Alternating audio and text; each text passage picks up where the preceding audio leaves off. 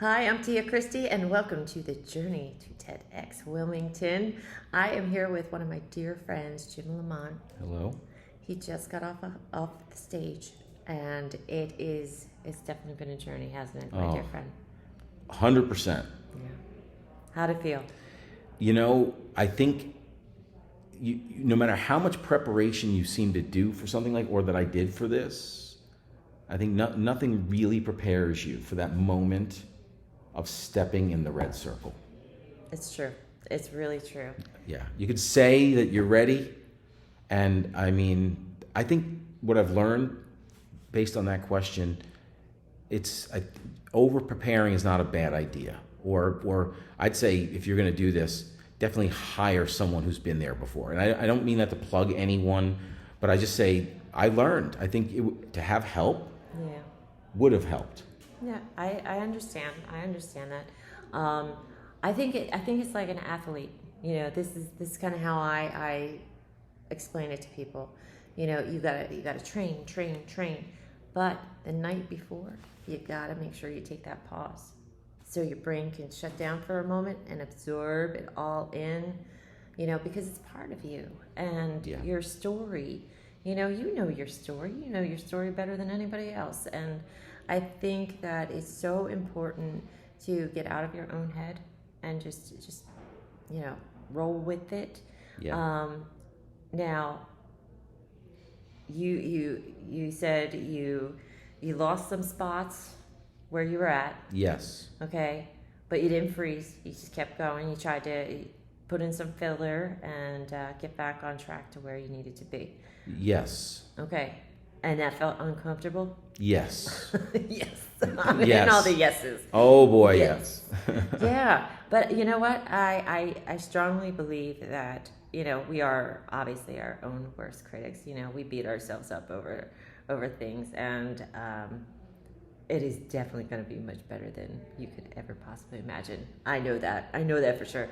I'm telling you, I got off the stage and it was funny. I didn't even know what I said. I was like, I don't even know what I talked about. Yeah. And I missed a whole chunk. I'm not kidding. I missed a whole chunk of what I was going to say.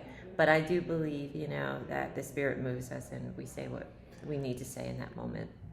To your point though, that would probably have been, as much as I thought that's how I was prepared to just tell my story. I think then there was a part of my brain that said, but you've got to have it like word for word. And I think that was the area that I think that probably got me. No, I know it did, because I was looking at how I had structured everything and tried to replicate that, and that wasn't. I think that was probably one of the not so good moves. Yes, I think that a lot of people get hung up on the fact that I got to know it verbatim, and that's not going to get it done. The ironic part was, I had been talking to people leading up to this, people in my circle, and I told them I had an outline of the areas I just want to go into, and I wasn't going to do that. Right. Yet for some bloody reason, I fell into that trap. Right. Yeah, it happens. And as I was approaching, within a half hour of going on stage, I'm looking at my notes, going, "What am I thinking here?" And that's when I felt like, okay. Wheels kind of came off a little bit, but to your point, it could have been worse in terms of, and I've seen people that happens to. My heart goes out to them, but my advice is definitely just tell your story if that's what you're dealing with, your story. Right. Yeah, your story, and yours was a pretty powerful story too that you were going through. So I think that. Do you think that perhaps you got wrapped up in the emotion of things too? I think emotion. I think just real life playing its, when you're going through, big changes in your life, we're all human. We're not machines. Right. And you may say you're ready to do something, but the subconscious is so powerful. And again, it's not to make an excuse.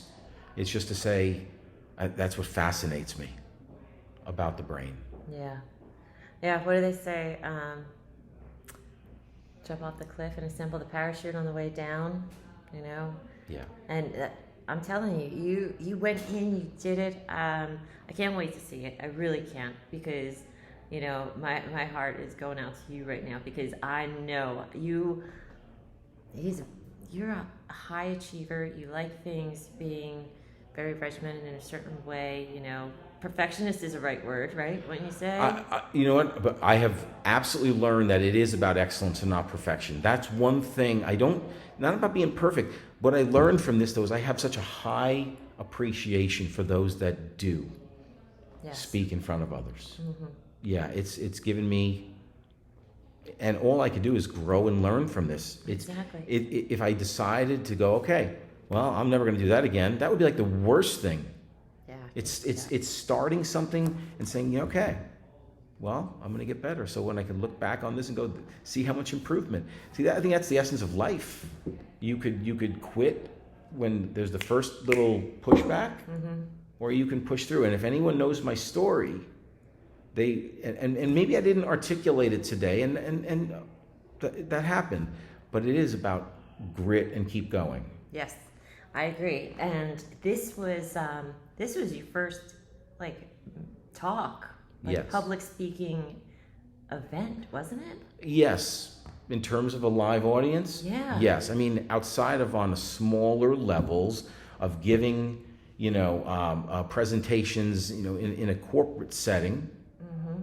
Never to this degree, but I don't mind taking on a project that defies logic sometimes. Yeah. I think it's what makes me. I'm so proud of you.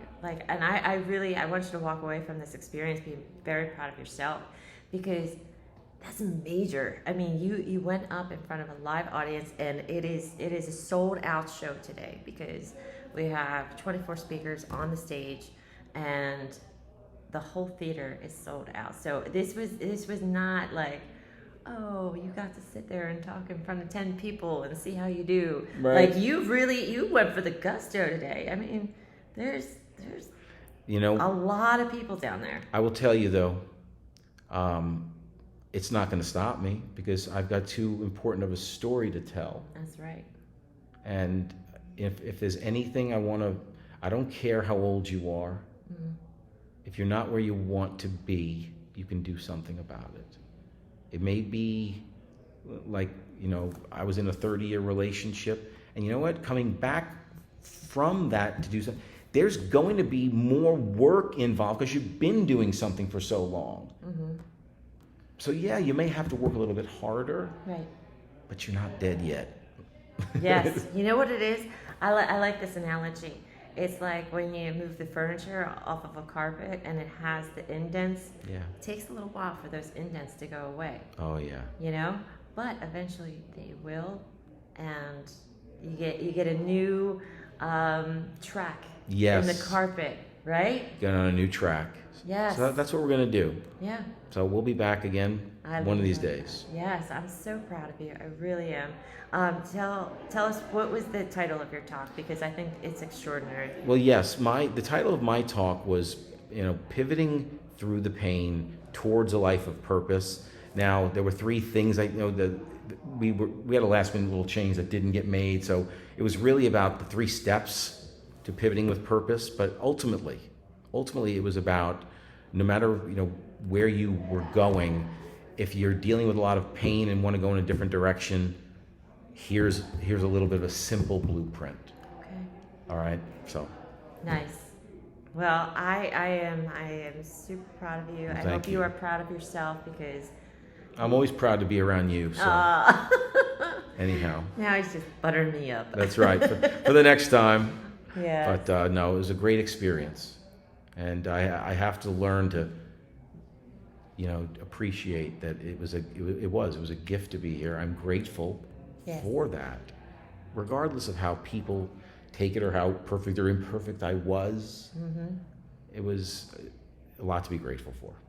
Amen to that. I just, I thank you so much for being so candid, because everybody has their own journey going to the red circle and being on the red circle. And a lot of people walk away unsure of what they did. You know, I think that it's super important to be able to show every element on how we did this. So It's you know what? It is about being real. it is. This idea of wearing masks that I do kind of talk about in what I was talking about today. It's removing the masks. Got to remove the masks if you want to get anywhere and do something big. Again, you can't do something big on the outside and be, your insides are going to align with the outsides, right? You got to get good or you got to look inside in order to do something great on the outside. That's what I'm trying to say. Yeah.